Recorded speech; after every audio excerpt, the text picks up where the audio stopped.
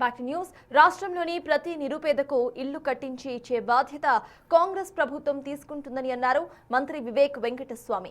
మంచిర్యాల జిల్లా కోటపల్లి మండలం దేవులవాడ గ్రామంలో కొత్తగా నిర్మించిన ఇందిరమ్మ ఇంటిని ప్రారంభించి మాట్లాడారు ఆయన. గతంలో ఇందిరాగాంధీ గరీబీ హఠావో నినాదంతో పేదలకు భూములు, ఇల్లు ఇచ్చి అండగా నిలిచారని అన్నారు.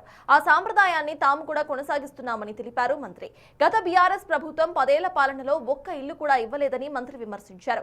కాంగ్రెస్ అధికారంలోకి వచ్చిన తక్కువ కాలంలోనే ఇప్పటికే 3 లక్షల ఇళ్లను మంజూరు చేసిందని, వచ్చే ఏడాదికి ప్రతి నియోజకవర్గానికి మరో 2500 ఇళ్లను కేటాయిస్తామని తెలిపారు. అర్హులైన ప్రతి ఒక్కరికి ఇందిరమ్మ ఇళ్లు అందుతాయని, ఎవరూ ఆందోళన చెందాల్సిన అవసరం లేదని హామీ ఇచ్చారు.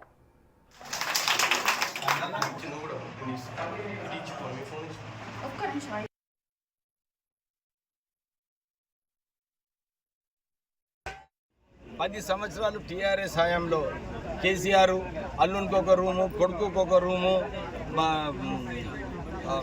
పంట మన వెజిటబుల్స్ చేయడానికి, పంటలు పండించడానికి కొంచెం జాగా, ఇవన్నీ అని చెప్పి 2 సార్లు ఓటు వేయించుకున్నాడు.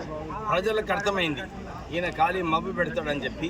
కానీ కాంగ్రెస్ ప్రభుత్వం ఏదైతే గ్యారంటీ కార్డు ఇచ్చిందో ఆ గ్యారంటీ కార్డు ప్రకారంగా అన్ని అమలు చేస్తూ ఇందిరమ్మ ఇల్లులు 3 లక్షల ఇల్లులు ఆల్రెడీ రాష్ట్రంలో కట్టించడం జరిగింది.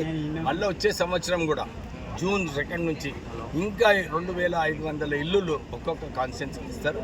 సో ఎవ్వరు కూడా నిరాశ ఆందోళన పడేది అవసరం లేదు. ఎవరైతే అర్హత ఉందో అందరికీ కూడా ఇందిరమ్మ ఇల్లులు ఇచ్చే కార్యక్రమం కాంగ్రెస్ పార్టీ చేస్తుంది.